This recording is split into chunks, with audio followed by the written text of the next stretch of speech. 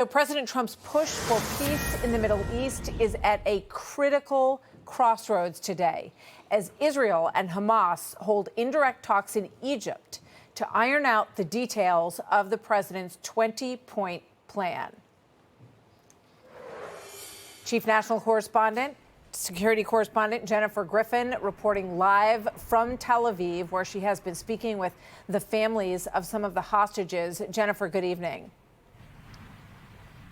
Good evening, Martha. Well, as those significant talks take place in Egypt, we are now on the eve of the second anniversary of the October 7th massacre.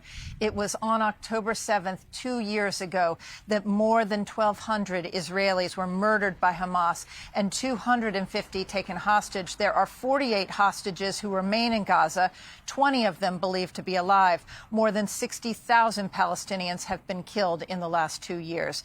Here in Israel, it's the start of the Holy Week of Sukkot, a biblical harvest celebration that also marks the Jewish exodus from Egypt. This was the scene from Hostage Square here in Tel Aviv over the weekend as talks in Egypt were announced to end the war. 120,000 Israelis turned out to pressure their government to make a deal. There is huge hope that President Trump can end this war and bring the hostages home. Many here believe he is the only one who can do so. About 7 hours from where we are now in Tel Aviv, the president's trusted emissaries, Steve Witkoff and son-in-law Jared Kushner, arrived to corral the indirect talks between Israel and Hamas. Qatar, Egypt, and Turkey are present to help broker the hostage and prisoner exchange. Negotiating on behalf of Hamas is Khalil al-Hayya, who was the target of assassination in an Israeli airstrike in Qatar on September 9th. His son was killed in that strike, and he was injured, but survived. I do not differentiate between them and any Palestinian child in Gaza killed by the occupation. We ask God Almighty that their blood be a path to victory, a path to Jerusalem, a path to shame this occupation and its repulsion. God Almighty willing, and a path to the glory and victory of the nation.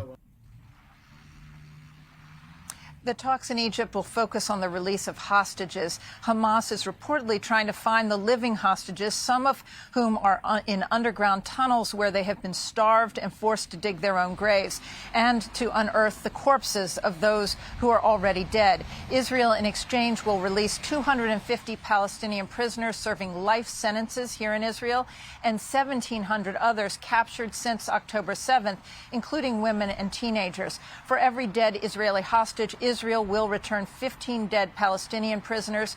The harder issues of disarmament and withdrawal will have to wait. Well, we accepted the deal, as did all the world. It was President Trump's plan. Hamas says that it accepted the deal. Now the onus is on Hamas. President Trump has said he would like a deal this week. He does not want these talks to drag on. That is why Jared Kushner and Steve Witkoff are there in Egypt, and the talks continue late this evening. Martha? Very high stakes. Jennifer, thank you very much. Jennifer Griffin in Tel Aviv. Hey, Sean Hannity here. Hey, click here to subscribe to Fox News YouTube page and catch our hottest interviews and most compelling analysis. You will not get it anywhere else.